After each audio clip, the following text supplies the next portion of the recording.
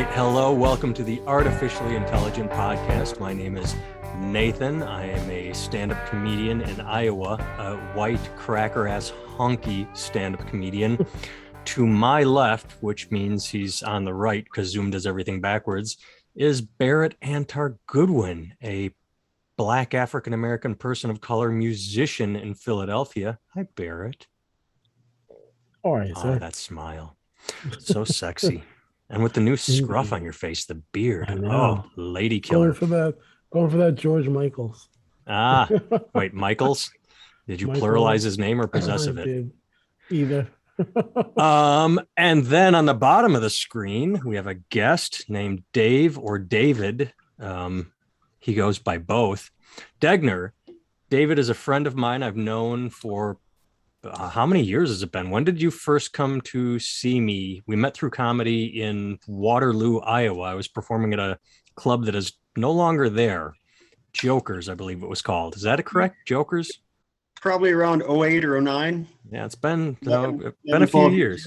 Yeah.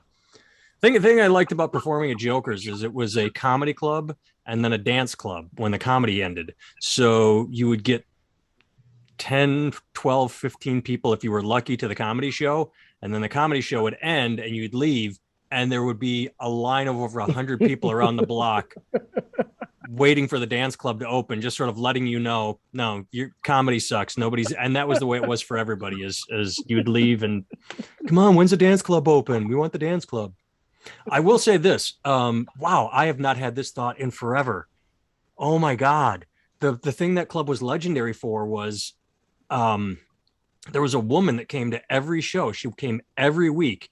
And I'll tell you right up front, don't get your fantasies on. She was, but she was an amateur porn star. And what she would do is she would bring her homemade sex video with her DVD and give it to the comedians as a gift. Like you'd say, hey, buy my t-shirt. And she's like, I'm not going to buy your t-shirt, but here's a homemade porn for you. And like, it was every comedian that traveled through got it. And it was not good. And I think Ron Jeremy was in it. I think she was in with Ron Jeremy, but I had not thought of that in years. Damn. Anyway, so funny. I left so absurd. It's absurd. What I did was pretty cruel too. I put it on after the show that night. I'm like, ooh, I don't want to watch this. So I left it in the hotel. It didn't say like porn or anything. It was like a homemade burned DVD.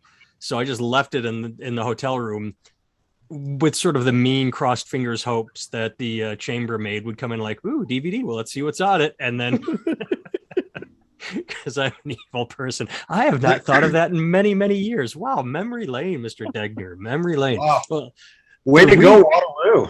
Yes. Well, the reason you are here is you are, and correct me if I am wrong, an Iowan farmer and truck driver. You are a salt of the earth, working man, blue collar fella.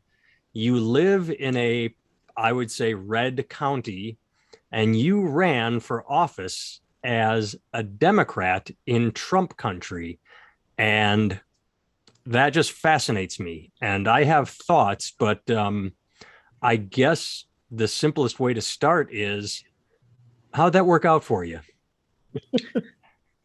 Well, I'm still a truck driver. I'm not a politician, so obviously it didn't work the way that we had hoped. But you know, I don't necessarily take that personally, because that's a trend we're seeing all over the state and all over the country. You know, in rural states and rural parts of America. So our county and our district was not immune to the trend that we're seeing right now and that we've seen over the last several cycles either. So, well, not that you have an answer for this, but you are closer to it than I am. Over the last several cycles, or say I would say, man, go back to the 80s, maybe 70s. In our lifetime, the Democrats seem to have gone from the party of the people, unions, working class, good jobs, good pay, to the fart sniffing, elitist, educated college, fucks that working class people can't stand. And beyond all reason, the still pro-rich, pro-business Republican Party has tapped into something they don't support, not even in their policies. It's not like Republicans, they feed the rhetoric and they're able, and then they turn around and their policies don't reflect it. But how am I wrong? And if I'm right, explain that phenomenon from your viewpoint, please. What you have seen around you. Oh, wow. No, I mean, you're absolutely correct. There has definitely been a noticeable shift in the electorate, at least around here. And I don't think we're immune to this at all. That's gone on over the last couple of cycles from where Democrats were and Republicans were. From my personal experience running for office here, what I can tell you, and you've kind of brought that up. I mean, I've spent most of my life as a truck driver. I grew up on a farm and farmed for a few years. I'm a veteran of the, I was in the Army for quite a few years. Forgot that one. You were in Iraq. Yeah. That's I mean, you should be extremely electable by your peers. But meat eating, gun owning, veteran, working class, blue collar, common sense, just regular idiot, small town Iowan. And I can't tell you how many times I got called a communist, socialist, fascist, pedophile. That one sticks, just when you tell somebody that you're running as a Democrat around here. It's rather depressing. Some of the messages and emails that you get. But I will say that when you meet people in person, face to face, there is still a great deal of this Iowa nice that, we hear about and talk about. When you knock on somebody's door and you tell them who you are, they might listen to a little bit and sometimes, they'll say, well, I vote Republican, but have a nice day. Thanks for stopping. But, you post something on Facebook or on your website and just the incredible amount of hate that you get right now. I understand when you're behind a keyboard and not face to face, there's a difference in how people react, but that's not something that I ever remembered seeing before, growing up around here. I think that's just part of the atmosphere of having the internet and social media and smartphones available to everybody now, that everybody kind of has this freedom to be an asshole behind the computer, behind the screen, and there's no consequences behind that. And of course, with the last president that was in office, kind of allowed a lot of folks to just be their worst selves, so to speak. So that has been a very uncomfortable shift that I've seen here, and I don't really have an answer to what you're asking here of exactly why that is happening or what. I mean, I understand the disconnect between working class folks and politicians. There's always this distrust and anger with politicians and the government. That's nothing new, but we've kind of taken that to a new level over the last 5 to 10 years. That, like I said, I wish I could give you a clear answer, and if I could, I'd write a book and have $1 million counseling firm for for the Democratic Party.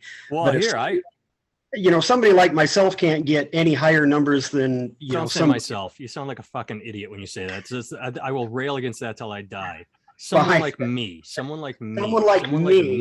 Sure. I yelled at my buddy Nate for that on the podcast. I post about it on Facebook. It's just such a douchebag thing that's taken over society. When all right. How about this? I'll write the book with you because I have thoughts. I have 2 questions, and then I'll Barrett should jump in because I'm doing. But you talked about making the personal connection. You can knock on a door and talk to someone. Right. I personally think the thing that hurt you, which I saw on social media, was you could make that personal connection knocking on doors, yes. But then what happened is I would see when you would post, hey, vote for Degner, next to a whole swath of Democrats for office. And then it just became very easy to paint you as Nancy Pelosi. I mean, that's literally all it took, was you standing with the Democrats. So the second part of my thought is, would there have been a way for you, and this is all in hindsight, to talk to the Democratic Party and say, here's the deal. You're going to get your ass kicked, but back me on the side. Let me run as an independent. I have a shot as an independent. If I don't identify with you, that could work. Do you think that could work? Do you think an independent, could sneak in? Sure.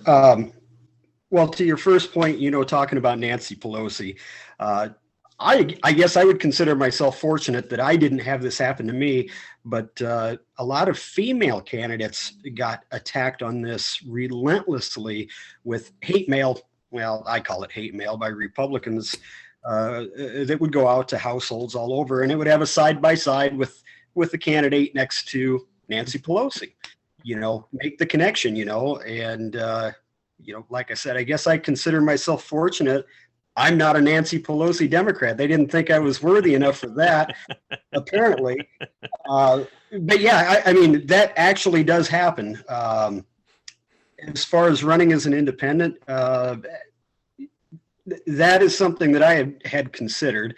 And that is something that a few other former candidates that I've spoke with, that I've become friends with, have said that might be the only way that you would be able to win in a red district, is running as an independent, just because having that D next to your name, that having, saying you're Democrat has become so toxic in a lot of places here. You don't have to change anything you stand for. You don't have to change your policies or your platform. You can run on the exact same thing, just don't do it as a Democrat. Hell, you could run in a primary against a Republican and not change a damn thing that you stand for, and probably have a better chance at beating a Republican in his own primary than you would as running as a Democrat in some of these solid red districts. It's really, really extraordinary at just how successful the Republicans have been at painting Democrats in a certain way, that we're, I think the Democrats have helped. Well, and you said talking to the Democratic Party about some of this, and believe me, I have enough criticism of the Democratic Party not wanting to change how they run elections. They're still running by a playbook that was a decade or two old. You go out and you kiss babies, you shake hands, pro union, pro working class, and that just absolutely be all those things, but that's just not working anymore. The Republicans have just been running circles around how the Democratic Party runs elections in rural areas right now. And, I don't know what they can do to change that in one cycle. That's unfortunately, we're looking at a multi-cycle, long term, to make some changes in strategy to win big, to win in large numbers that we're just not doing right now. So, you're absolutely right. I think, we haven't really seen it, but I think there is a reasonable chance that you're going to see more people running as independents in red districts as opposed to running as Democrats, just because I think, they might have a better chance of winning. Well, let me ask you a series of questions that maybe you can weave into one poetic answer. One,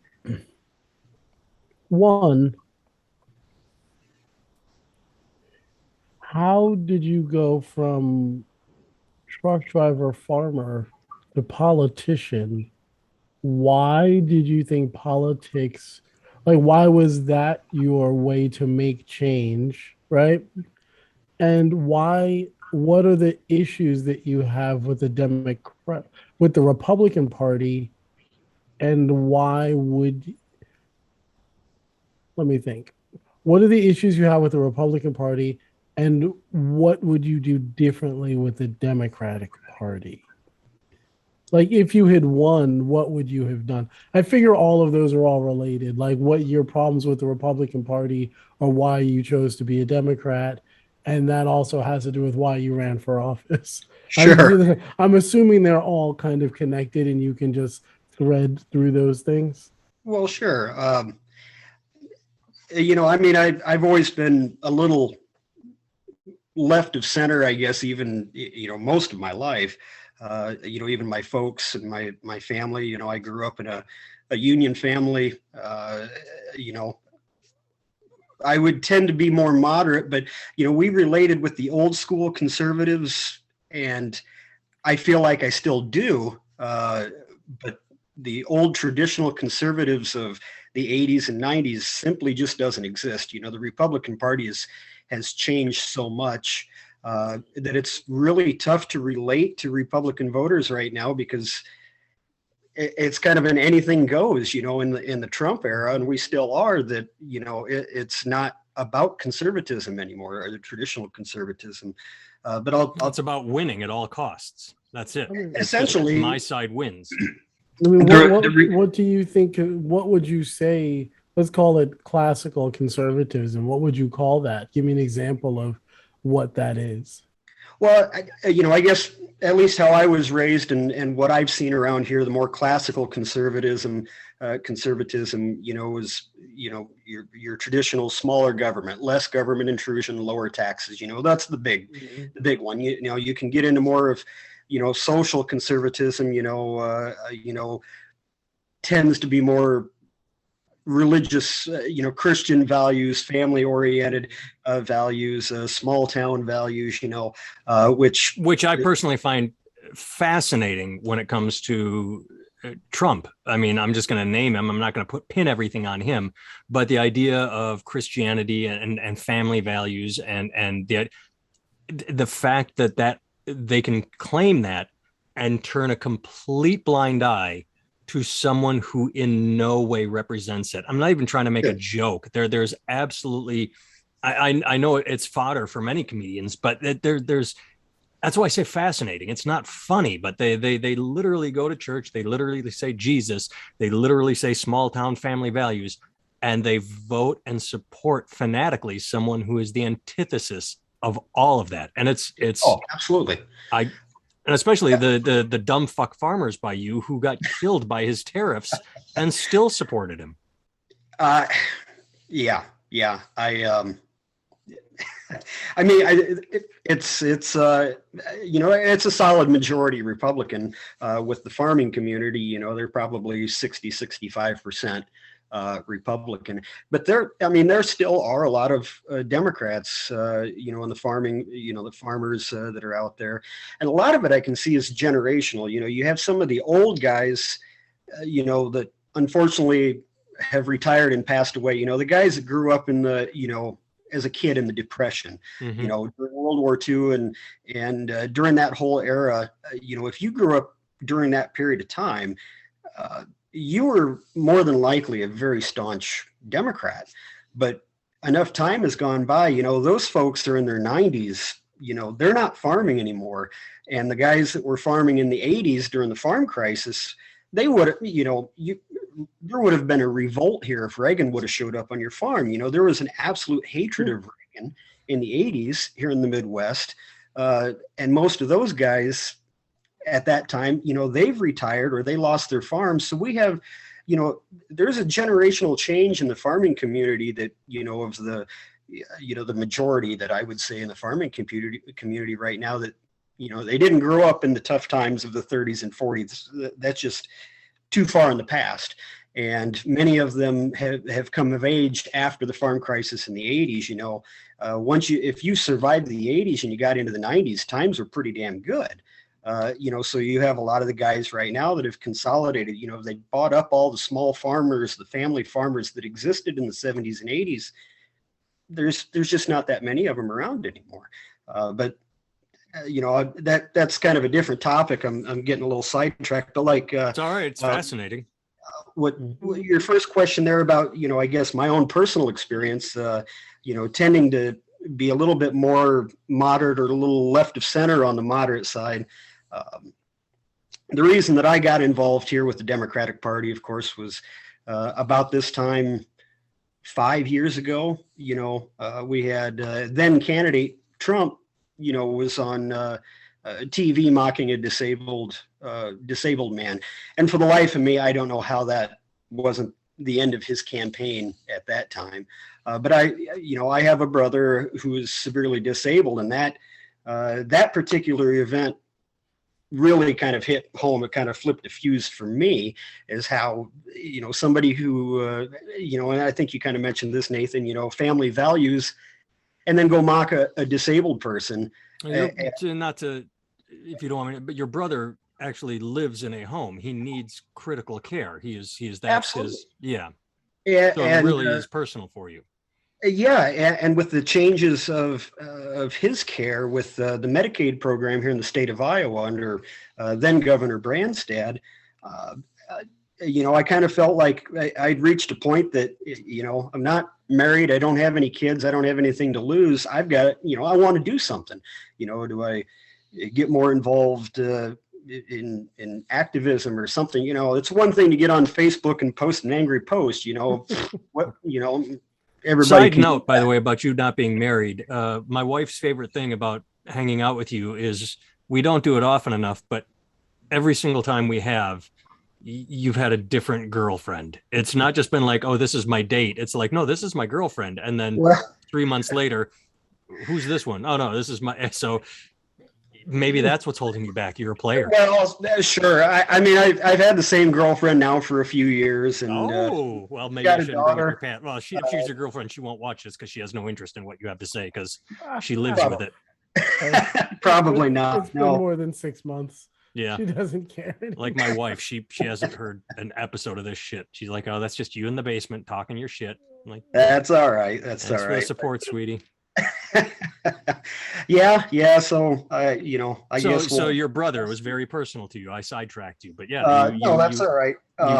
Either post on Facebook or get off your ass, and you decided to get off your ass. I mean, like I said, I didn't really have nothing to lose. I wanted to get more involved. I felt like something was changing here, not just in the country, but in my state. You feel very passionate about things going wrong. You want to do something about it. And so I, for whatever reason, I quit my job. I went back to college, and it took me about 3 years of driving part-time and going back to college. I got my bachelor's degree in political science and decided, why not run for office, which was kind of a wild change of pace. That, of course, didn't work out. And here we are 5 years later, and I'm back to driving truck and making angry posts on Facebook. So, well, I'm laughing because how I started this, I said the Democratic Party became a bunch of elitist college liberals. And so to become a Democrat, not to become a Democrat, but you went back, you literally like, well, I could be a salt of the earth veteran truck driver farmer. But no, I got to get a degree so that I piss off all my peers, so that I can be associated with the liberal elites. I grew up. And you're making better as a truck driver than you would with a degree in political science, aren't you?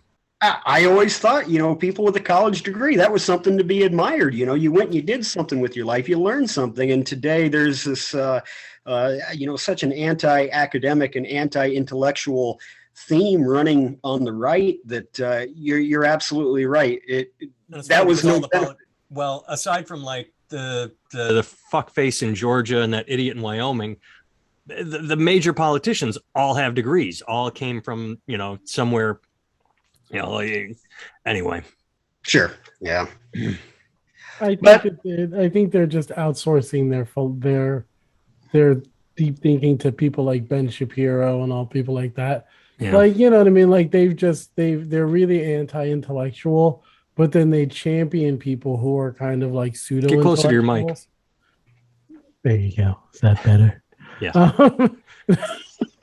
Like they champion these kind of pseudo intellectuals while being anti-intellectual at the same time, which is actually really fascinating. That's kind of like when they, Hollywood liberal bullshit, Hollywood, and unless it's Frazier who like votes Republican or Tim Allen, they're it's all right to listen to them. Don't listen to Hollywood liberals, or because the Hollywood is a liberal, shit fest. Oh, but this one actor happens to vote Republican, so they're cool. It's like they really, surgically pluck out who they support and say that, is like, is good. I think that both sides tend to do this kind of weird. Turn towards your mic.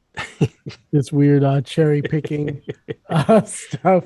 But let me ask you this: um, had you won, what was the first thing you wanted to change?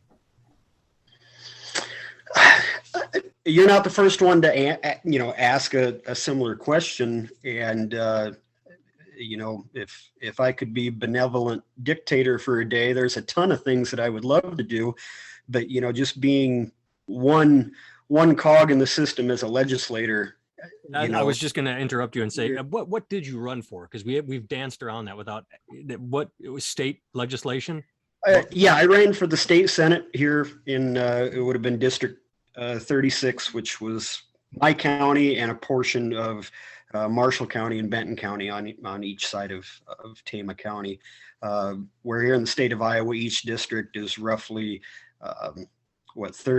roughly 30,000 people for state senate. So we're in that process of redrawing them right now, and so every 10 years your districts get completely flip-flopped and changed around, and we're kind of waiting for the state to come down with the new maps right now, so we might be in something completely different in the next election. But yeah, I mean, as a state senator, a state legislator, unless you're in the majority party, unfortunately there really isn't a whole lot you can do as one person. Like I said, you're one cog in the machine. You can support certain policies, you can vote against or for certain policies. Can you introduce? What's that? Can you introduce policies? Can you find someone sure. and draft legislation? Absolutely. Unless you have a little bit of clout or seniority, it's chances not gonna go anywhere. It's not going to get out of a committee. And that's kind of an argument against term limits. I mean, I'm kind of segueing into something different here.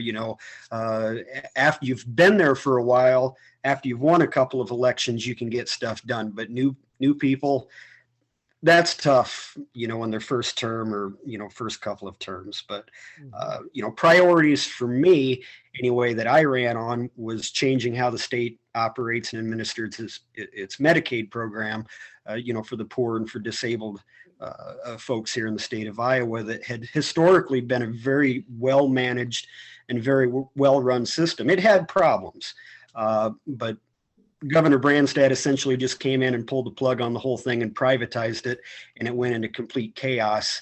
And it's taken up until now, roughly 5 or 6 years for it to finally start kind of stabilizing and the dust settling to just see what worked and what didn't. And of course, they're going to say, well, look how much money we saved. They really didn't save any money because all they're doing is just cutting care out for whoever they can. That's kind of a different topic there too. But and public education, Medicaid and education were my two priorities here for. Go ahead. I mean, it's interesting. Turn to the mic. Those things are remarkably important. They're not very sexy, Like they're not, you know what I mean? Like AOC makes them sexy, but she also takes them to an extreme that I'm not comfortable with. Okay. Boy, I'm just not trying to get canceled today, so I'm going to keep my mouth shut. It's okay. Nobody can hear you anyway. You're not loud enough. Perfect. You should bump your mic up. Dave is so much louder than you. Hold on. Like listening to NPR here. There you go. Well, I do have a question for you. So when did you go to college? How long ago was this? I went started in January of 2016. Okay, so you were very much an adult. Yeah, I was 39 at the time. Right, you're a grown man. Okay, so growing up the way you did, in the places that you did, and doing the kind of work that you did, and all of that stuff, after you went to college and got a poli-sci degree, how did that change your perspective? Like, one, you learned that like you probably were around a bunch of kids and you were like, oh my God, this is our future. And it's probably terrifying, right? Which is why you ran for office and had to do something about it to stop them from taking over. But like, aside from those kinds of obvious things that you saw, like how did it, like, what misconceptions did you have previously about politics that were illuminated by your degree and by your foray into it? Like, what did you learn in that process? And if you were going to do it again, would you do it again? And if you were, what would you do differently? Yeah, I thoroughly enjoyed going back to college. I was terrified when I first started. I didn't know what to expect, and like you said, you're around the vast majority of students are, could theoretically have been my children. I mean, we're talking 19, 20, 21. Did you ever get confused as the professor? You walk in and they're like, wow, professor looks weird. And then you sit down in a seat like, oh. I don't think anybody ever confused me, but I did have a couple of professors that were younger than me who they were giving me dirty looks like, but overall it was a great experience. I mean, where'd you go? University of Northern Iowa. Mm-hmm. It took a little while to get used to, as a Gen Xer, when I was in high school, the internet really hadn't been a thing quite yet. It was still just kind of emails and so you still went to the library. Everything was pen and paper, and so that took a little while to kind of get used to. And I was amazed at this younger generation and just how much more, I mean, motivated might not be the right word. I was very, very, happy, I guess, to see, a lot of the younger people being as involved as they were and willing to do things that I didn't expect. There's this misconception about millennials, and people being, younger kids don't want to do this and being a little lazy and this and that. And I was completely wrong. I mean, at least in my experience, if there was anything coming out of that is how hopeful I am about the next generation that's kind of coming in of age right now, realizing just how shitty things are in politics, that I didn't think that they were paying attention as much as what, somebody like myself was. Well, I mean, they've got time now. Don't say myself. God damn it. They're not, I mean, they're not washing their own clothes and doing their own grocery shopping, so they've got time to study politics. Well, sure. Yeah. It was definitely a great experience, and I wouldn't change anything, that I wouldn't do anything different, Well, as a person who's lived in both worlds, would you recommend people in your district go to college, or would you recommend that they do something else? Well, I would recommend anybody, especially, younger folks in school to go to college. What I found wasn't so much that I learned certain things about politics. The majority, at least, of my college experience in political science is, research and analyzing things. It's skills on learning how to basically, decipher what's true, what's not true. It's not sitting in a classroom learning about the three branches of government and, the Supreme Court history and stuff like that, which, I was kind of surprised, that just wasn't stuff that came up. So, thinking critically, learning how to research, doing the kind of stuff that everybody should learn and know how to do, would certainly be an improvement for society as a whole. Yeah. But with that being said, I graduate college and I'm looking at, what that degree is going to get me into. Of course, it's just a bachelor's degree in political science, but you're also, and I can go back to driving a truck for 3 times as much money as anybody working in an office. So why not go back to driving a truck? Well, let me answer Barrett's question, maybe in a sideways. There's a quote that I don't remember right now. It's like something like the thing that cures racism or the thing that cures ignorance is travel. So if you have a bunch of adults that don't want to go back to college, whenever I talk about my dumb fuck Wisconsin friends, and I mention them often, and I love them and they're my friends, but they're dumb fucks. They say the average Trump voter never moved 50 miles from their birth. There was a radius, and that's sadly true of the people I know. And travel is and there's nothing wrong with this. We're going in January or February, Disney World. You know, it's not to another country. It's not to another culture. I think if you don't want to invest in college, just invest in broadening your horizons, which I completely forgot this as I started talking. But Mr. Degner, Uganda? Yes. How long you visited Uganda? How long were you there? It seemed like more than a 3-hour tour on the Minnow, the SS Minnow. What you spent a handful of days traveling the country, just and also not like okay, everybody get on the bus and here's a hut. Now get on the bus. Like you immersed yourself correctly. Correct?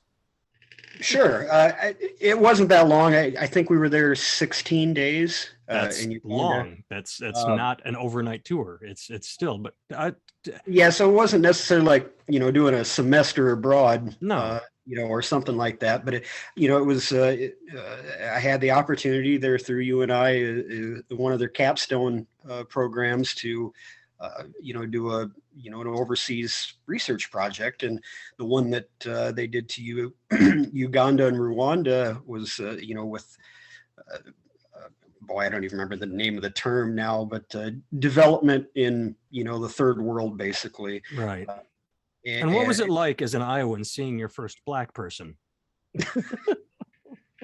Well, this would have probably been my third or fourth by the time I got to Uganda. But you know what? What I found really extraordinary about going to Uganda, as a white person in a white community in a white state, and you go to Uganda and, you have a lot of you anticipate people are going to react a certain way. And for a lot of folks in Uganda, this is a very conservative country.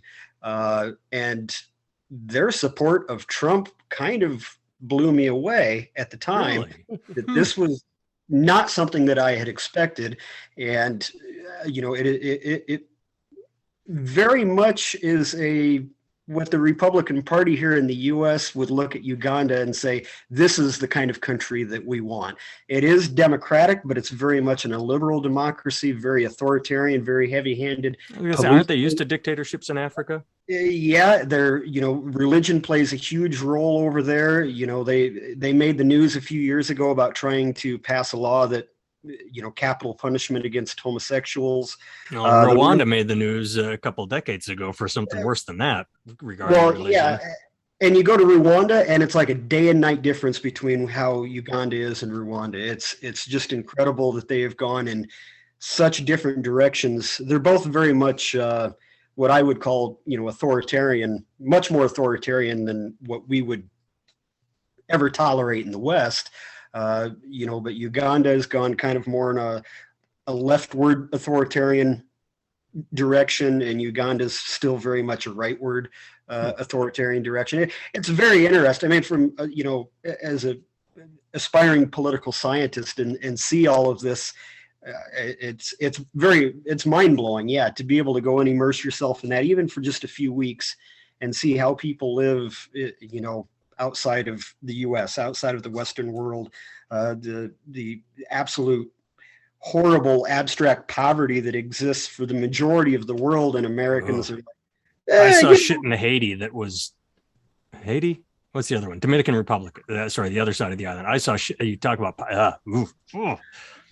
when you said you talked about being a white guy from a white county in a white state and going to Uganda. I thought you were going to go somewhere different from that, because I automatically flashed to the first time I was in Japan, and I went. It was in a small, somewhere southern part of Japan. It was, either way, whitey round eye was an oddity.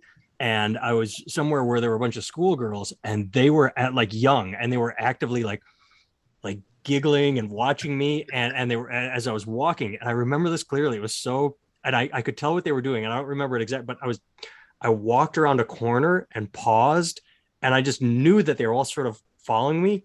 So I counted like 2 Mississippi, and then I jumped back out and they all just giggled, screamed, and ran away. But like they just loved it. But I was such an oddity to them, and I thought that's where you were going to go.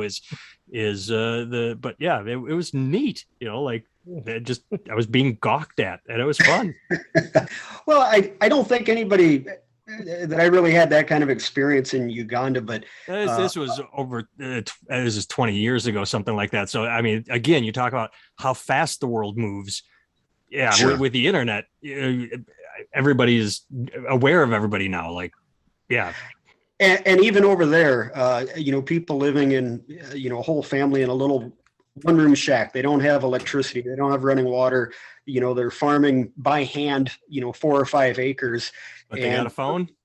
They've got a smartphone and they've got an internet connection.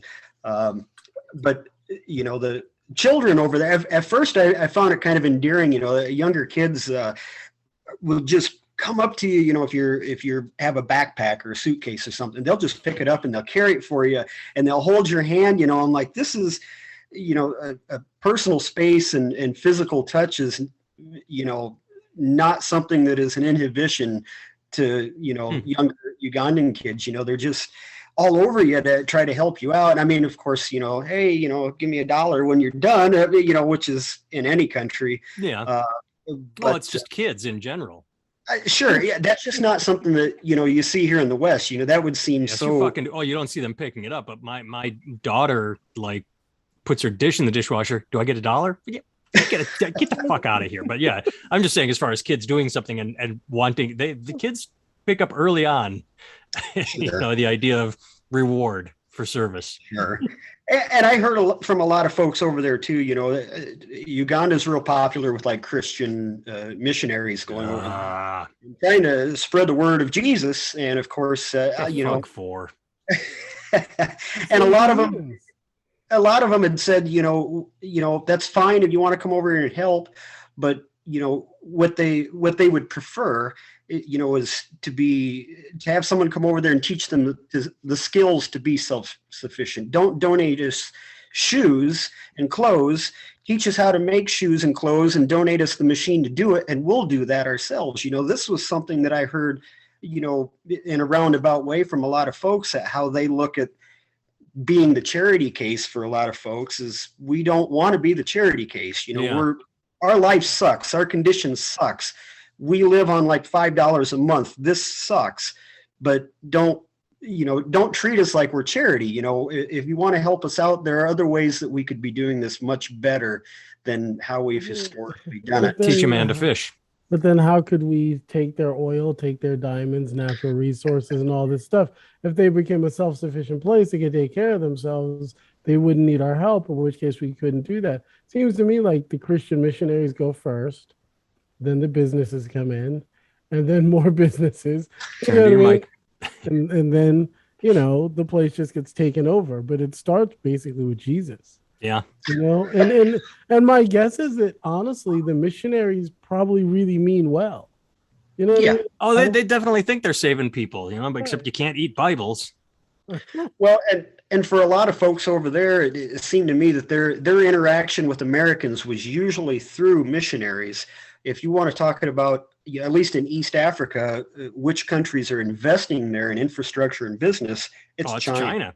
That there'd be businesses on Main Street, and there was Chinese signs on the businesses. They would China would come in and lease a mining operation and say, you lease this to us, we're going to build a highway. This is a dirt road. We're going to build an asphalt highway, and we'll build up the bridges and the infrastructure.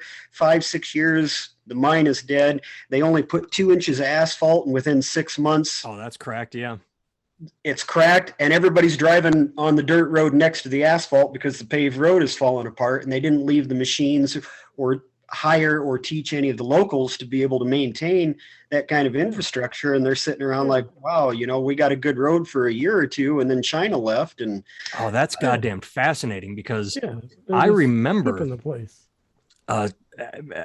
half decade ago reading and hearing all of the Chinese investment in Africa, saying that they're really expanding their influence.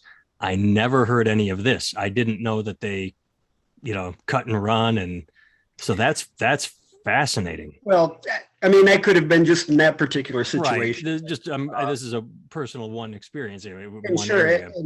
And it's not just Uganda. You know, Rwanda is the dictator president. I shouldn't say dictator. He might find me, but the president over there, you know, he's kind of said the same thing about you know, their capital being you know, this hub of investment. You know, and their vision is to have skyscrapers and you know, being like New York City, and it's all China. I mean, China is the one that's dumping the money into that, and you know, I guess you could probably make the same argument of some of the investments the United States has made into, say, Latin America or Central America was probably not much different than what China's doing in East Africa. You know, we're going to get what we want out of you, and then, you know, have a nice life. See ya. Sorry for the fascism. You know, we're gone. But, I mean, it seems like that's been the trend for a very long time. You know, and I would argue that you could say, like, yes, everyone's been doing that with Africa, but it's also a remarkably big place. It's a huge place, but I think we kind of all just do this all over the world. Oh, yeah. Right? Like, isn't this just what it's like? We call it imperialism when somebody else does it, and when we do it, we call it, you know, I want my cheap gas. You know? Expanding democracy. Right, exactly, right. But like, isn't that kind of what we all do? You know, like all the countries, everybody does it. You know, anyone who has a half an ounce of power seems to do that very thing. You know, it's actually really fascinating because I feel like I had a conversation with someone the other day. We're going to take a quick left turn here. I had a conversation about COVID, and we were talking about how I really thought that wasn't going to be the thing that divided us all. You know, I thought it could be race, it could be gender, it could be all kinds of things. But I didn't think the thing that was going to turn people against each other and really make someone the other, right, was going to be this vaccine, not vaccine, the COVID thing, masks, not masks. A disease, basically. You didn't think that a disease could divide the country. Yeah, you think it would be a unifier. Right. I thought it was going to be a time where we could all see each other's humanity and then come together and then become the country that we've always kind of promised to be. Right, like by just embracing what is best in everybody and working. Let me ask you what I asked Dave. You know? How'd that work out for you? Yeah, exactly. I mean, and you know, when I hear my friends say naive things like that, I always go, well, when has this country ever actually done that? Right? Like, when has that ever actually been a thing? And not even in this country. 9/12. Right there. For 3 days. I would actually say, no, you know what? You're right, Ashley. You're absolutely right. I would say that this pulls back to your travel thing. When 9/11 happened, I was in New York City. Not the day it happened, but I was, you know, going back and forth to New York all the time. A week or two after 9/11, New York was a really nice place. Like, it was really nice. Like, people would buy your food for you. Oh, brother, you getting coffee too? Oh, man, I got that for you. Some businessman who would have never looked twice. People were being like, people who had less money were buying things for people who had more money. Like, just everybody was just, well, it was just people being nice. Like, you know, oh, I'll get the coffee for the guy behind me type stuff. You know what I mean? And that guy's going to Wall Street and the other guy's going to do whatever, go like dig ditches and dig up pipes for the mob under the guise of New York City. I would dollars at work. I would add a little to that. Yes. When I was in the Army Reserves. I wasn't active duty, but I got deployed. I got called up to active duty not long after, about a year after 9/11, and was stationed out there just outside of New York City. And we were kind of a hodgepodge of people that got pulled out of units from Michigan, from Iowa, from Kentucky, from Arizona. And about a third of the people in the unit were New Yorkers. There were, you know, firefighters, police. The commanding officer in my unit was an employee in the World Trade Center who didn't go to work that day. You know, damn. And what I found so fascinating, I mean, this is going back a while. You had all these young soldiers, young kids from Iowa and Kentucky and Michigan that were coming out there about, we're going to go kick some Muslim ass. We're going to go kill some Hajis, and we're going to go and do all this, for 9/11. And the New Yorkers who experienced this are looking at us like, what the fuck are you talking about? You know, they're not they didn't do this, I mean, there was a few, but the overwhelming impression that I got from those that were in New York was incredibly different about the attack that had taken place on them directly than the yokels out here in the middle America that felt like they were attacked personally because New York got attacked. The folks in New York were looking at this much differently than what we were out here, and that was always something that really struck me, was how well they handled that attack and dealt with that, and objectively did not make that a racist or into something about religion or race or xenophobia, where out here that's just what people did. Yeah, the news did that. The news around the time did a fair amount of that, but it's true the people didn't do that. I didn't really see it. I mean, I definitely know some cats who wore turbans and at the local gas stations, because I was about 45 minutes outside of New York. My girlfriend at the time was actually in there. She was on the train, on one of the trains that just made it in before they stopped all the trains. And so, like, it was a weird day, but I can remember watching a lot of the Muslim cats and Sikhs, like guys who Hindu. Oh yeah, like, that happened in Wisconsin. I mean? Some Sikhs got shot because fucking people are dumb and they just don't know any better and they don't care and they just see one and they see all. Not me. It's literally me or other. And I saw a lot of cats like that who started to wear like trucker caps that said with American flags on them and things like that. I saw a lot of that, but I didn't actually see a lot of real violence from people to people. I saw a lot of like humanity come out of people for almost about less than a year, but close enough to a year, 9 months, not between 9 months and a year. I saw real humanity come out of New Yorkers and I think that's ultimately the difference, right? I'm not saying the rest of the world, the rest of the people didn't suffer, right? I'm not saying that at all, right? Because an attack on the country is an attack on the country, right? Mm-hmm. But I think that the people who were by the epicenter of it, really it did bring out the humanity of people. You know what I mean? I think the farther away you got from it, from the actual distance, the less humanity you had to see in it. You know what I mean? Like, I think, I don't know if that's really true. No, it is. I couldn't tell you. I read things and I don't remember where they're from or what I read, but fuck. I know I read this. They talked about tragedies and response. And there was a great East Coast blackout, and everybody got tensed up like, ooh, is this where the looters are going to take over? What they found is humanity actually bands together in a crisis. Katrina, there were false reports of rape and shit happening in the Superdome that all turned out to be false. I mean, people that were in the Superdome actually said that everybody was very supportive and trying to make sure everyone had water. Like there was no Lord of the Flies. Now maybe it could deteriorate to that over time, but the immediate aftermath of a tragedy shows people at their best is what this book found overwhelmingly, that people automatically had empathy because you a shared experience. You can see that here too. I mean, we haven't ever had a terrorist attack of that scale, but I mean, we've had tornadoes and floods and the derecho last year that, for a brief moment in time, everyone's like, I don't give a shit if you're a Republican or Democrat or Christian or atheist. I'm going to help you. I'm going to bring you food. I'm going to fill sandbags.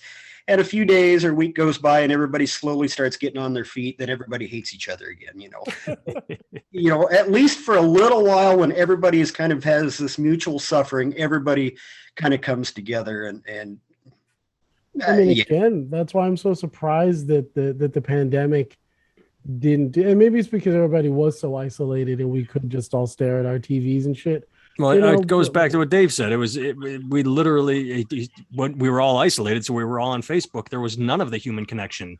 There was no. It was fucking isolation, and isolation drives you batty. It's been proven. You put a prisoner in solitary, and they lose their shit. It is bad for people. So, and to kind of go back to the politics of the last cycle, I'm not sure I mean, I've never seen any studies or any research that's been done on this, but I would tend to believe that Democrats did not put enough emphasis on how bad COVID was going to hurt them, simply by a lot of candidates and a lot of strategies that were focusing on just emails and phone calls and social media. And Republicans were like, fuck it, we're just going to go door to door. We're holding in-person events, and Democrats thought that was going to hurt them. Like you're hurting people, you're killing people, and that didn't happen the way that a lot of Democratic strategists thought. It kind of backfired on Democrats. I mean, from when I ran, it was like late August, early September when I started getting phone calls saying, hey, maybe you should do more door knocking. And I'm like, the party folks are telling me not to do it. If I get a photo, someone takes a photo of me knocking on somebody's door without a mask on, that could blow up. And here the Republicans are doing that up and down my street here. And whether or not that would have changed the outcome of the race, I don't know. But I think it probably cost us, 2 or 3 points. And there might have been some really tight districts that would have made a difference in, here in Iowa and some other states. So, mean, isn't that just like a symptom of cancel culture?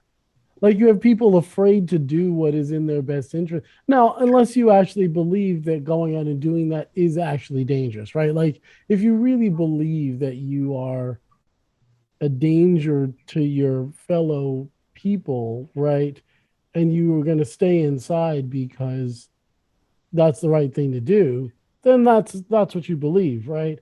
But if what you believe is, well, I mean, I'm sure I can do this safely and everything like that, but I don't want somebody to take a picture of me shaking somebody's hand without hand sanitizer first, or like, someone can't understand me and I pull my mask down to be clear and somebody snaps a picture of that. Oh no, right? Like suddenly you're the hypocrite. Right. It's like what a crazy web where we've kind of put ourselves in a position where we can't do anything. Like the fear of judgment, right? Like when this is like, I know we have to wrap up in a bit, I think, but like we're hitting But this is one of those things where like, well, I mean, I just think it's interesting that like we've created a situation in which like you can't say something without fear of retribution, even if what you're saying is correct, And this is where it's good. Like we went the whole show, we kind of really avoided race, but I think that this is like, it's one of those weird things that it's like, I know this feeling, right? And I see the problem of it and I understand why everybody's afraid of it. But I guess it really comes down to this, like, did the Democrats not go out because they were really genuinely concerned about people's health, or did they not go out because they did not want to appear to be hypocrites? It's a good question. Yeah, from what I would say it's 50-50 just from things I've read. Is that, I mean, because they did. I mean, look at how many it happened to Lightfoot in Chicago. Pelosi got busted. Like everybody locked down. I'm going to the hairdresser. Like and right. They looked like assholes. Fucking Newsom going to the most expensive restaurant in America without a mask after literally days after telling people stay the fuck home. Don't even have birthday parties. Yeah, so they should have been smarter because they literally, some of the biggest heavy hitters played a game of do as I say, not as I do. But the Republicans do that all the time, and nobody gives a shit. It's very sad. Nobody cares because their unity. Because I mean, the thing that binds them together is something that the Democrats don't have. You know what I mean? And it's not possible for the Democrats to have it because the Democrats are really a bunch of small groups, and the Republicans are a bunch of small groups, but there's one or two overarching messages that they all seem to believe. And I don't know that the Democrats have anything in common other than that they're not Republicans. You know what I mean? And that's what Biden ran on. I'm not Trump. Well, but I mean, but like really, like I'm not saying that the quote unquote Latino community, Latinx, right? Don't say that. It's as bad as myself. Right. Well, but like myself, I think that the Latinx community, no, but like the Latinx community, and button here, and let's say like the the Asian American community. There are common concerns. We call them Asian X now. Right, Asian X community. But like I think that their general concerns might be very different from each other, you know? And whereas I think that the differences between like poor white Republicans and working class white Republicans and middle class white Republicans up and up and up the ladder, I don't know that the differences are as different. You know what I mean? Maybe they are, but I don't know that that's true. No, I think that's a whole nother can of worms, but it is. We don't have time. Well, Dave, your parting shot. The question is, what's next for you? Anything? You're just gonna go back to just living life? Are you gonna run for office ever again? Yeah, I suppose that's what I'm asking in a way. Is well, I wouldn't say no. At this very moment in time, I'm working on a remodeling project and just trying to work and keep my. So you're nose... not chomping at the bit to do it. Not right now. The only thing political that I'm still involved in is me and a number of other candidates and activists here across the state. You don't even need to say me. See, that sentence would be the only other thing I'm involved in is a couple other candidates and or I'm involved with a couple other candidates. See, this is why myself becomes so fucking annoying. Is you throw it in all these places. This will be the hill I die on. I will scare guests away because I will fucking berate them. I'm getting so tired. So a bunch of random people here in the state of Iowa that included myself got together and formed a PAC here in the state of Iowa to run a campaign against our governor, Governor Reynolds. OPE, it's a common term that a lot of Midwesterners use. Sorry, we elected a fascist. We're going to do something about it. And so we've been like once a month we create a commercial that goes out. We've had a couple of billboards that have gone up, and we're actively trying to raise money for whoever the Democratic nominee will be against Governor Reynolds. So that's the one thing that I'm still involved in right now politically. If I could rephrase that, whoever the Democratic nominee that will lose to Reynolds will be. Well, we'll see who the candidates are going to be. Teresa Greenfield should have beaten Joni Ernst on the price of corn and grain alone, and no one cared. It's a long story, Barrett, but the short version is anyway. Who cares? All right. I'll say that we'll do our part, and when you pick the person who's going to run, we'll have them on the podcast, and then they will definitely lose. We'll interview the future governor, and we will do our part. Yes. Yes, we will. All right, Dave, do you have anything to promote? This is where the end is where we whore ourselves. Other than that, I don't have anything personally to promote right now. Okay. So. Does OPE have a website? Yes, they're on Twitter, OPAC, on Facebook. You can. I don't want to tell you links, and I'll put the graphics up on the screen. Yeah, I can do that. I mean, if you just Google OPE PAC Iowa, it'll come up. I will do that. Barrett Ansar Goodwin is the musical director of the Katie Henry Band. New album coming out January 21st. AntarGoodwin.com. Indeed. KatieHenryMusic.com. I am at NathanTimmel.com. The book picked up another review, a thrilling suspense novel that is as intense as it is thought-provoking, as the latest quote. That is called We Are 100. It's available on Amazon.